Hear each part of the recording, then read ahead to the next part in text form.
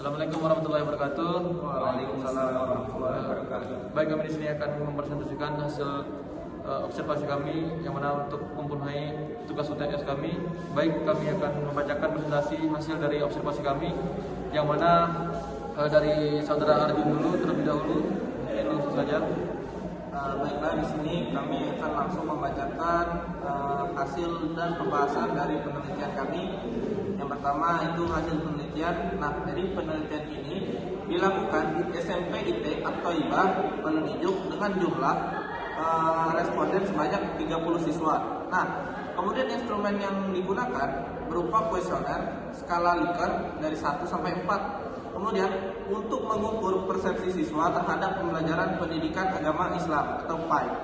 Nah, analisis data dilakukan menggunakan program SPSS untuk memperoleh hasil analisis deskriptif berupa nilai rata-rata atau MEAN, kemudian ada nilai minimum dan juga maksimum, dan simpangan baku atau standar deviation.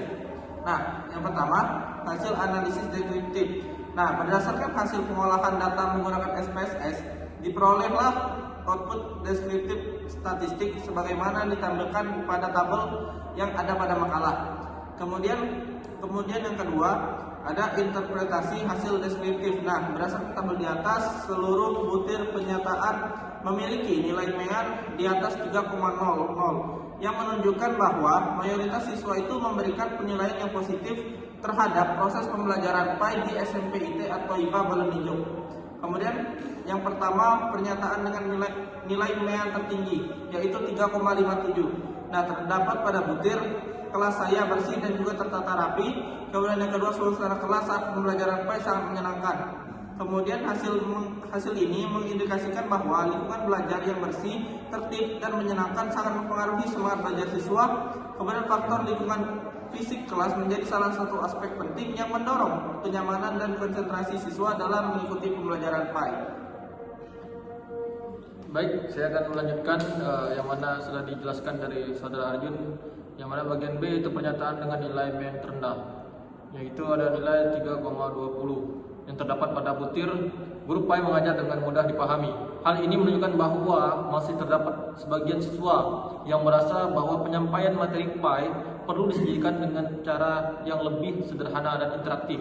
Misalnya melalui penggunaan media audiovisual, metode diskusi, dan pendekatan kontekstual. Terus yaitu ada nilai standar divisi, yaitu nilainya yaitu 0,50 sampai dengan 0,69. Termasuk kategori kecil yang berarti jawaban responden relatif konsisten dan tidak terdapat perbedaan resepsi dan signifikan antara siswa terhadap pelajaran PAI.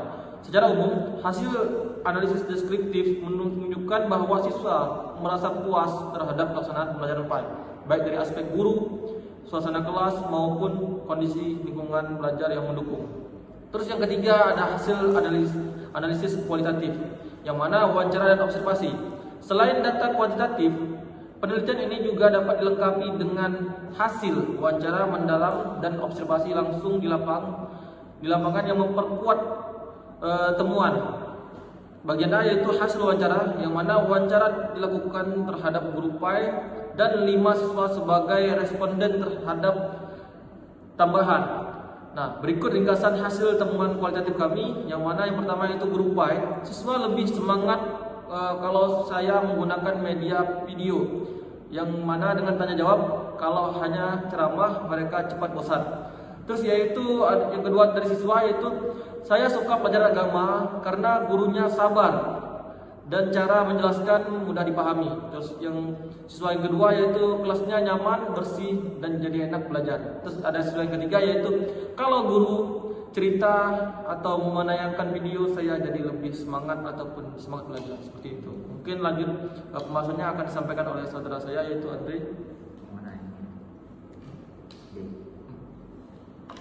Kemudian yang B, hasil observasi.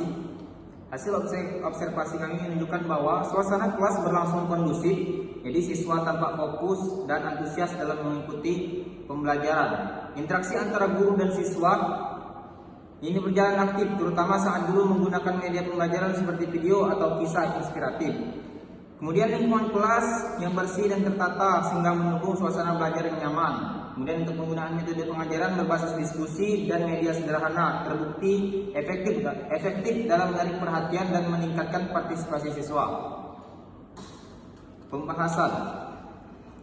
Hasil penelitian yang telah dipaparkan sebelumnya menunjukkan bahwa minat belajar siswa terhadap mata pelajaran PAI di SMP IP Attaiba Blonugjuk tergolong tinggi dengan nilai rata-rata keseluruhan sebesar 3,39 dalam kategori puas.